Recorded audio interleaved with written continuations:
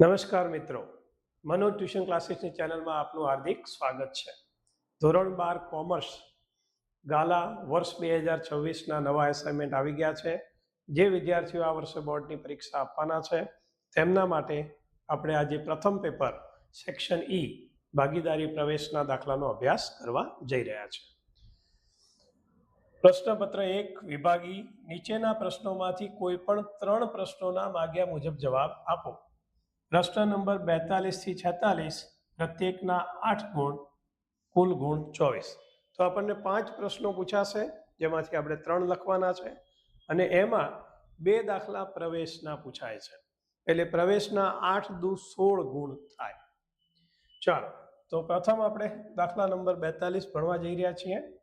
રવિ અને કિશન 2:1ના પ્રમાણમાં નફો નુકસાન વહેંચતા એક પેઢીના ભાગીદાર છે. તારીખ 31/3/24ના રોજ તેમની પેઢીનું પાકું સરવૈયું નીચે મુજબ હતું. તો બંને જૂના ભાગીદાર રવિ અને કિશન એમની મૂડી આપી છે 1.60, 1.20, ટોટલ 2,80,000.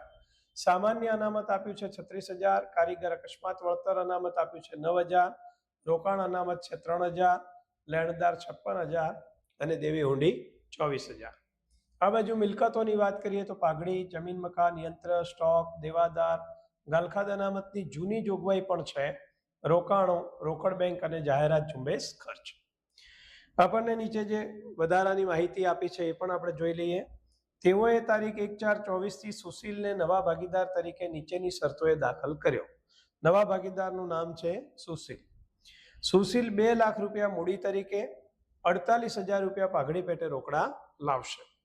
જમીન મકાનની કિંમત 34,000 રૂપિયાથી વધારવી, યંત્રની કિંમત 64,000 સુધી ઘટાડવી, દેવાદારો પર 10% ગાલખાદ અનામત રાખવી, નહીં ચૂકવેલ વીજળી બિલ રૂપિયા 2200ની જોગવાઈ કરવી.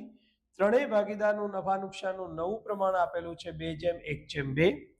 પ્રથમ પુનઃ મૂલ્યાંકન ખાતું, ત્યારબાદ ભાગીદારોના મૂડી ખાતા, રોકડ બેંક ખાતું અને પ્રવેશ બાદનું પાકું સરવૈયું બનાવવાનું છે.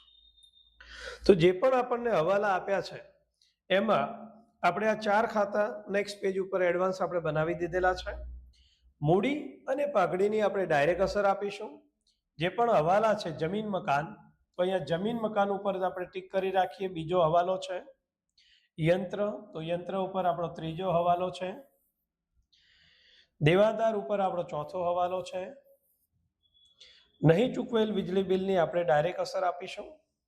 ચાલો, જૂના સરવૈયામાંથી આપણે કઈ વિગતો ડાયરેક્ટ મૂકીશું? તો સૌ પ્રથમ મૂડી. તો મૂડી આપણે ક્યાં લખીશું? તો મૂડી ખાતામાં જમા બાજુ બાકી આગળ લાવ્યા તરીકે બતાવીશું.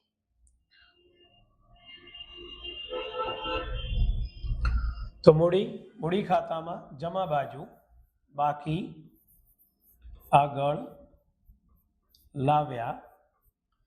રવિમાં 1,60,000, કિશનમાં 1,20,000. નવો ભાગીદાર સુશીલ છે, જેની જૂની મૂડી નથી આપી.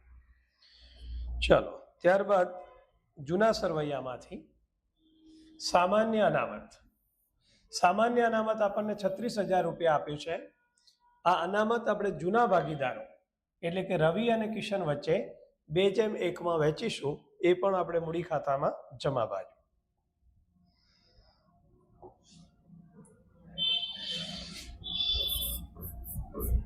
સામાન્ય અનામત 36,000 ને આપણે 2:1માં વહેંચીશું એટલે રવિમાં આવશે 24,000 અને કિશનમાં આવશે 12,000. ત્યારબાદ પાછા આપણે જૂના સરવૈયામાં આવીશું. બીજું અનામત છે કારીગર અકસ્માત વળતર અનામત. તો આ કારીગર અકસ્માત વળતર અનામતમાં ક્યારેક હવાલો હોઈ શકે, પણ આ દાખલામાં કોઈ હવાલો આપેલો નથી. તો કારીગર અકસ્માત વળતર અનામત પણ 9,000 રૂપિયા છે. એને પણ આપણે જૂના ભાગીદાર વચ્ચે 2:1માં વહેંચીશું અને એના મૂડી ખાતે આપણે જમા કરીશું. તો મૂડી ખાતામાં જમા બાજુ કારીગર અકસ્માત વળતર અનામત 9,000 ને 2:1માં વહેંચીશું તો રવિના ભાગે આવશે 6000 અને કિશનના ભાગે આવશે 3000. સુશીલમાં ડેશ. ત્યારબાદ ફરી પાછા આપણે જૂના સરવૈયામાં આવીએ. તો જૂના સરવૈયામાંથી મૂડી લખાઈ ગઈ, સામાન્ય અનામત લખાઈ ગયું, કારીગર અકસ્માત વળતર અનામત લખાઈ ગયું. ત્યારબાદ આવીશું આપણે રોકાણ અનામત. આ પણ અનામત છે. રોકાણો આપણને 16000 આપ્યા છે, પણ રોકાણોમાં જુઓ તો નીચે કોઈ હવાલો આપ્યો નથી. તો આ રોકાણ અનામત પણ આપણે ભાગીદારો વચ્ચે 3000 રૂપિયા 2:1 પ્રમાણમાં વેચીશું. એ પણ મૂડી ખાતામાં જમા બાજુ.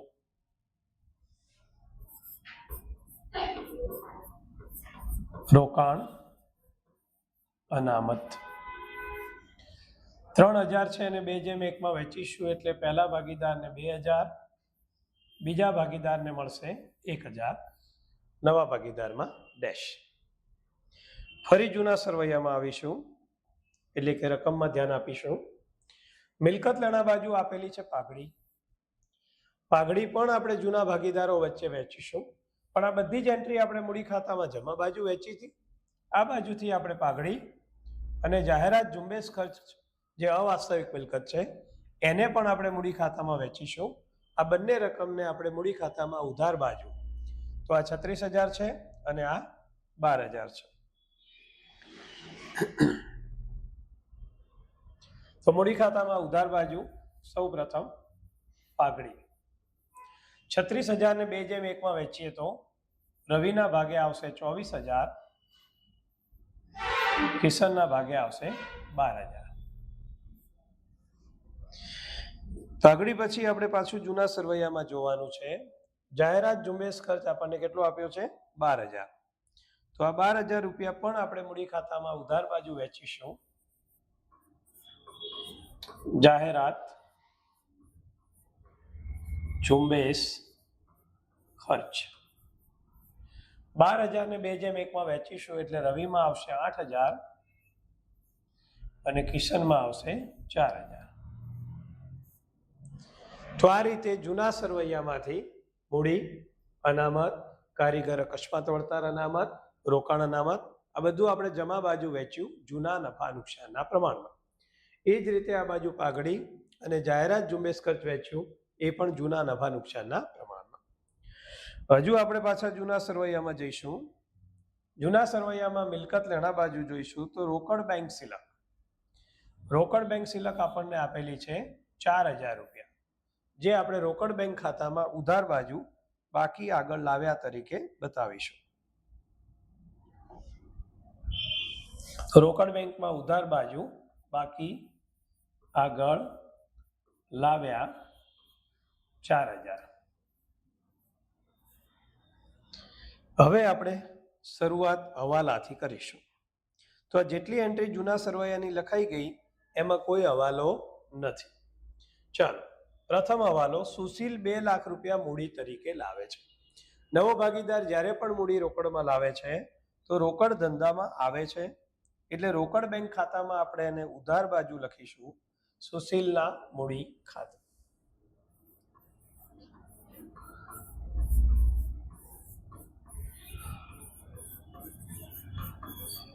$2 લાખ.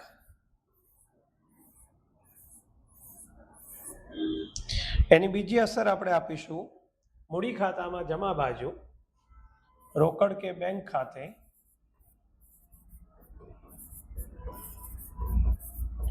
સુશીલમાં 2 લાખ.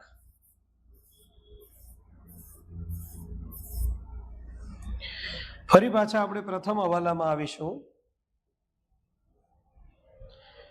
પ્રથમ હવાલામાં નવો ભાગીદાર મૂડી જે 2 લાખ લાવ્યો એની આપણે 2 અસર આપી દીધી. ત્યારબાદ તે 48000 રૂપિયા પાઘડી તરીકે લાવે છે. જ્યારે પણ નવો ભાગીદાર પાઘડી રોકડમાં લાવે છે તો એની 2 અસર થાય, એટલે કે 2 આમનોંધ પણ થાય. અને પાઘડી જે વહેંચવાની છે તે હંમેશા ત્યાગના પ્રમાણમાં વહેંચાય. તો પાઘડીની વહેંચણીની આપણે ગણતરી પણ બતાવવી પડશે. તો એની ગણતરી આપણે પુનઃ મૂલ્યાંકન ખાતામાં જ બતાવી દઈએ. ચાલો, પાઘડીની ગણતરી.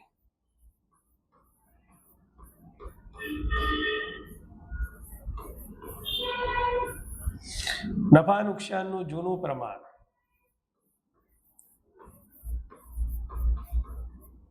અને નફા નુકસાનનું નવું પ્રમાણ. પહેલા આપણે આ બંને પ્રમાણ લખી દઈએ, ત્યારબાદ આપણે એનું કેલ્ક્યુલેશન કરીએ. જૂનું પ્રમાણ છે રવિ અને કિશનનું 2:1 અને નવું પ્રમાણ છે 2:1:2.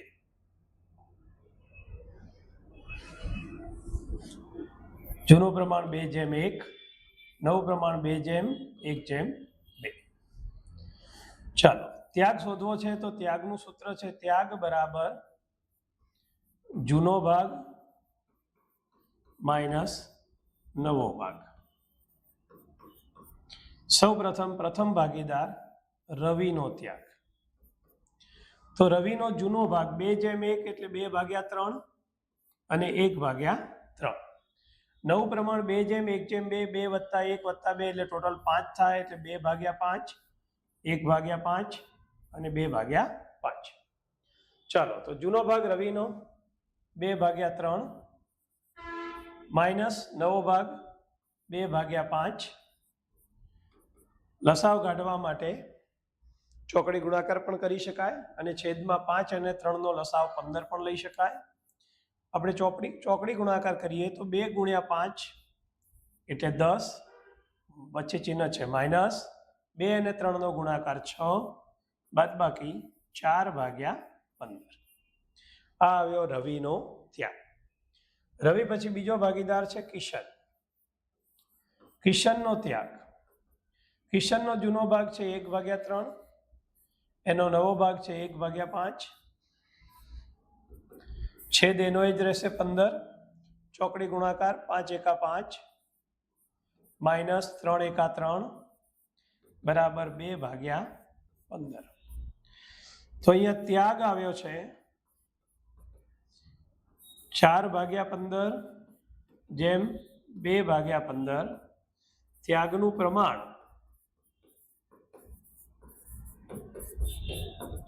4/2 એટલે કે 2/1. અહીંયા પાઘડીની આમનોંધ માગી નથી એટલે આપણે આમનોંધ લખતા નથી. તો નવો ભાગીદાર પાઘડી કેટલી રોકડમાં લાવ્યો છે? 48,000 પાઘડી રોકડમાં લાવે છે, જેની પ્રથમ આમનોંધ થશે ધંધામાં રોકડ આવે છે. રોકડ આવે છે એટલે ઉધાર. તો રોકડ બેંક ખાતામાં ઉધાર બાજુ પાઘડીના પ્રીમિયમ ખાતે. જેની આમનોંધ બોલવી હોય તો રોકડ બેંક ખાતે ઉધાર તે પાઘડીના પ્રીમિયમ ખાતે રકમ 48,000. હવે આ 48,000 રૂપિયા આપણે જૂના ભાગીદારો વચ્ચે વહેંચવાના છે, જેની બીજી આમનોંધ થશે પાઘડીના પ્રીમિયમ ખાતે ઉધાર તે ભાગીદારોના મૂડી ખાતે. તો મૂડી ખાતામાં જમા બાજુ પાઘડીના પ્રીમિયમ ખાતે. કયા પ્રમાણમાં? તો કે ત્યાગના પ્રમાણમાં 2:1. તો ફરીથી આપણે વ્યવસ્થિત પાઘડીને સમજી લઈએ કે ભાઈ નવો ભાગીદાર પાઘડી પેટે 48,000 રૂપિયા રોકડમાં લાવે છે. તો અહીંયા આખી પેઢીની પાઘડી નથી આપી, ડાયરેક્ટ નવો ભાગીદાર રોકડમાં લાવે છે, રેડીમેડ આપી છે.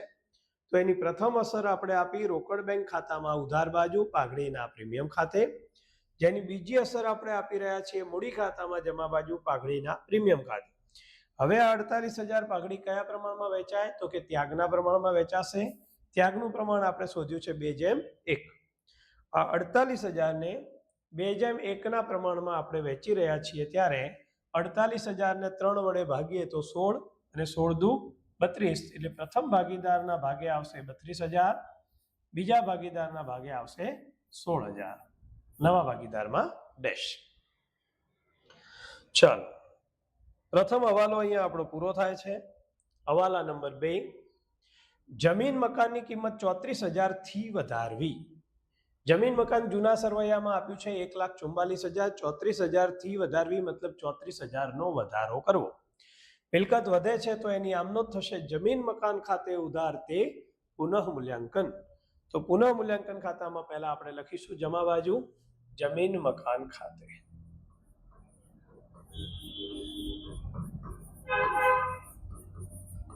₹34,000.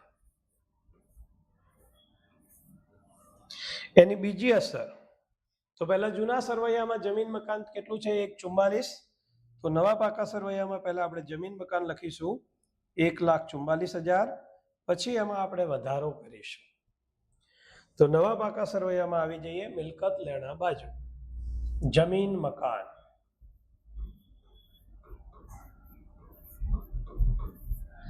1,44,000 વત્તા વધારો 34,000. બંનેનો સરવાળો 1,78,000. ઓકે. તો મિલકત વધે પુનઃ મૂલ્યાંકનમાં જમા, મિલકત ઘટે પુનઃ મૂલ્યાંકનમાં ઉધાર. મિલકત વધે પાકા સરવૈયામાં મિલકત લેણા બાજુ પ્લસ, મિલકત ઘટે તો માઇનસ. ચલો નેક્સ્ટ હવાલા નંબર 3.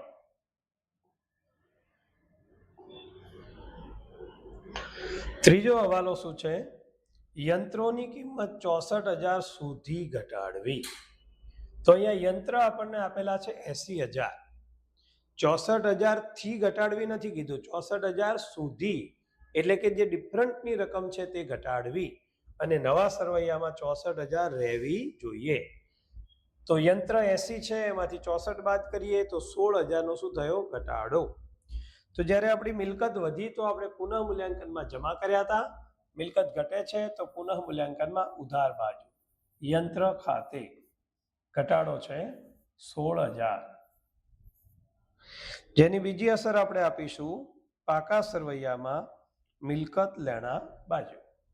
જ્યાં યંત્ર જૂના સરવૈયામાં કિંમત આપી હતી 80,000 માઇનસ ઘટાડો, અહીંયા ઘટાડો ન બતાવીને ડાયરેક્ટ 64,000 લખીએ તો પણ ચાલે.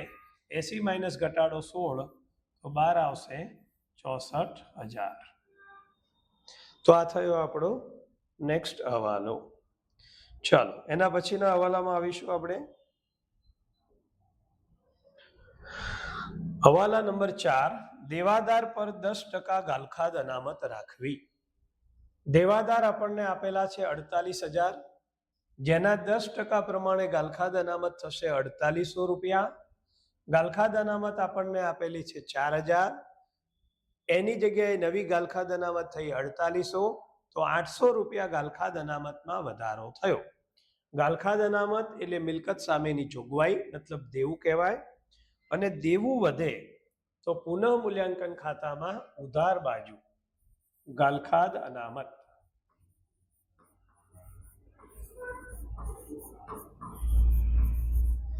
નવી ગાલખાદ અનામત 4800, જૂની ગાલખાદ અનામત 4,000, તો તફાવત 800 રૂપિયા.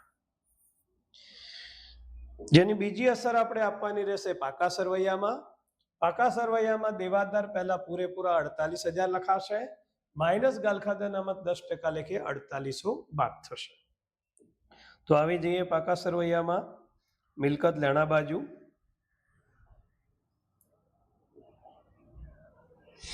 દેવાદાર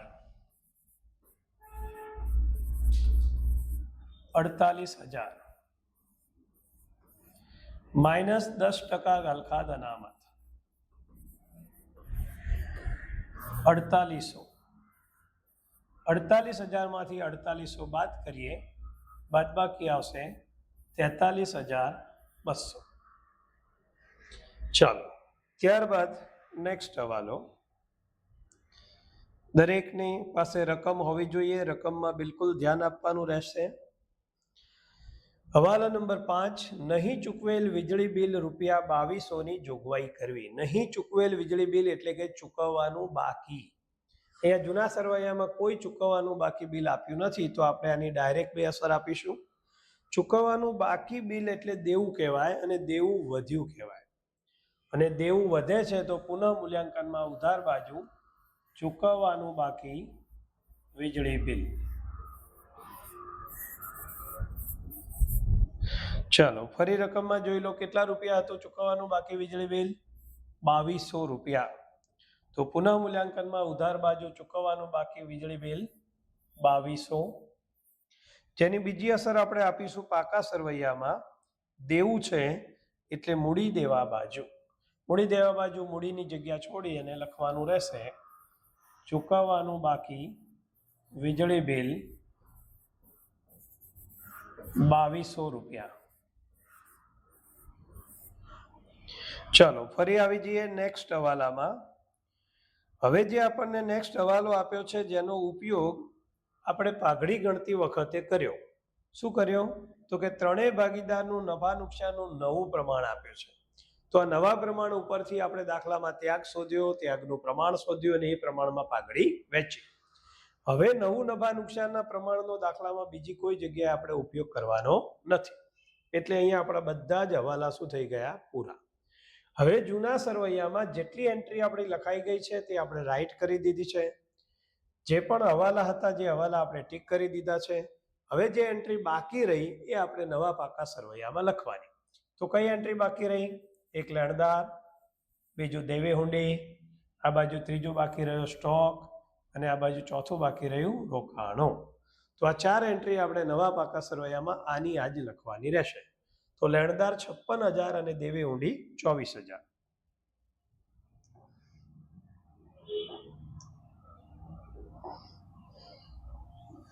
મૂડી દેવા બાજુ લેણદાર 56,000, દેવી હુંડી 24,000. ચલો ત્યારબાદ જૂના સરવૈયામાં મિલકત લેણા બાજુ 2 એન્ટ્રી આપણી બાકી રહી હતી. એક હતો સ્ટોક અને બીજું રોકાણો. સ્ટોક છે 72,000 અને રોકાણો છે 16,000.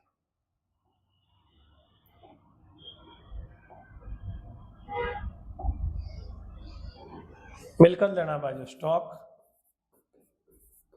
72,000, રોકાણો 16,000. તો અહીંયા આપણા દાખલાનું કેલ્ક્યુલેશન સમગ્ર પૂરું. હવે આપણે શું કરીશું? ખાતા બંધ કરીશું. સૌ પ્રથમ ખાતું આપણે બનાવેલું છે પુનઃ મૂલ્યાંકન ખાતું. પુનઃ મૂલ્યાંકન ખાતું આપણે શેના માટે બનાવીએ છીએ? નફો કે નુકસાન શોધવા માટે. તો પુનઃ મૂલ્યાંકન ખાતામાં જોઈશું કઈ બાજુ સરવાળો વધારે છે? તો કે જમા બાજુ. કેટલો? તો કે 34,000. 34,000 માંથી ઉધાર બાજુની એન્ટ્રીઓ બાદ કરો. 16,800 અને 2,200. 16 ને 2 18 ને 19,000 બાદ કરીએ.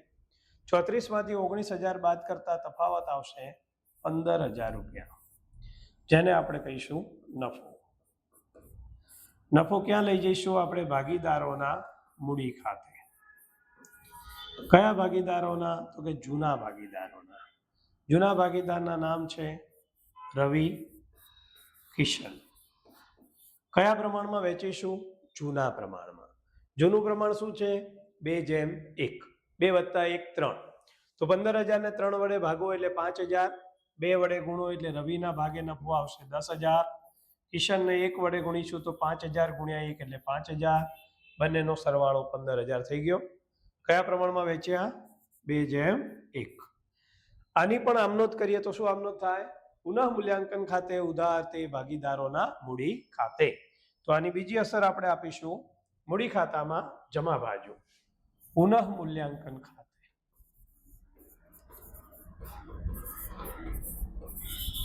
કૌંસમાં લખીશું આપણે નફો. નફો પ્રથમ ભાગીદારના ભાગે 10,000, બીજા ભાગીદારના ભાગે 5,000, નવા ભાગીદારમાં ડેશ. હવે આપણે મૂડી ખાતા શું કરીશું? બંધ. ખાતું બંધ કરીને તફાવત જે આવશે ત્રણેયમાં મૂડી ખાતામાં જમા બાદ સરવાળો વધારે છે તો તફાવત ઉધાર બાજુ આવશે. ત્યાં આપણે લખીશું બાકી આગળ લઈ ગયા. ચલો પહેલા આપણે જમા બાજુ સરવાળો કરી દઈએ. 1,60,000, 24,000, 6,000, 2,000, 32,000 અને 10,000. ચાલો સરવાળો કરો ભાઈ. 1,60, 24, 1,84, 1,84 + 6 1,90 + 2 1,92, 92 ને 2 1,94, 1,94 ને 30 એટલે 2,24, 2,24 ને 10 2,34,000. તમારી પાસે કેલ્ક્યુલેટર છે, કેલ્ક્યુલેટરનો ઉપયોગ કરવાનો. ચાલો કિશન 1,20,000 વત્તા 12 1 32 ને 3 1 35 ને 1 36 1 42 1 52 ને 5 1,57,000. ત્રીજા ભાગીદારમાં એક જ રકમ છે 2 લાખ. તો 2 34 1 57 અને 2 લાખ ઉધાર બાજુ લખી દઈએ. 2,34,000 1,57,000 અને 2 લાખ. 2 34 માંથી 24 અને 8 32,000 બાદ કરીશું. 2 34 માંથી 32 જાય તો તફાવત આવશે 2,02,000. કિશનમાં 12 ને 4 16 1,57 માંથી 16 બાદ કરીશું એટલે તફાવત આવશે 1,41,000. અને સુશીલમાં એના જ 2 લાખ. તો આ આપણો તફાવત આવ્યો જેને આપણે કહીશું બાકી આગળ લઈ ગયા. બીજા શબ્દોમાં આને કહેવાય આખરની મૂડી. આ આખરની મૂડી આપણે લખીશું નવા પાકા સરવૈયામાં. 2,02,000 1,41.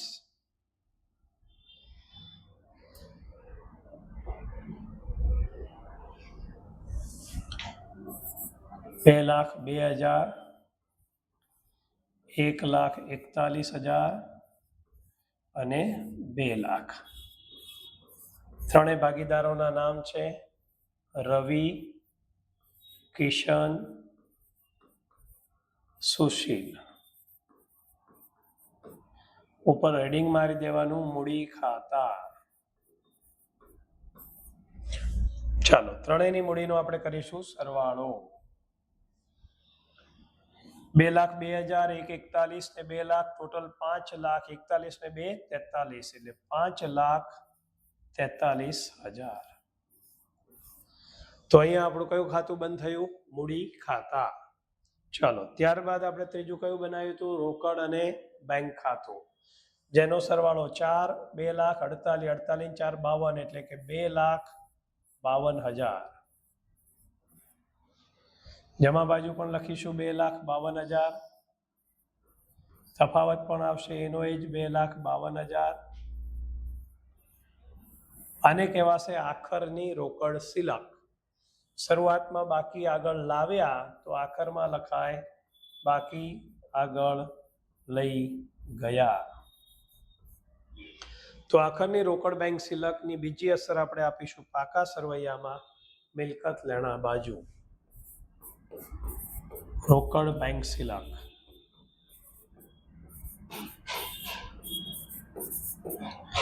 2,52,000. ચાલો પાકા સરવૈયાનો સરવાળો કરીએ બંને બાજુ.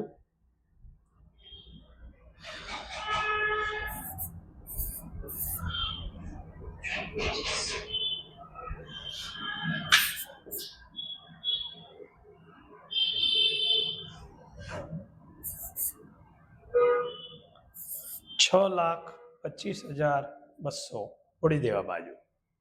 મિલકત લેણા બાજુ પણ સરવાળો ચેક કરી લો. આનું આજ આવશે 6,25,200. તો આ થયો આપણો પ્રવેશનો પ્રથમ દાખલો. ચાલો નેક્સ્ટ દાખલાનું નેક્સ્ટ લેક્ચર આપણે મૂકીશું.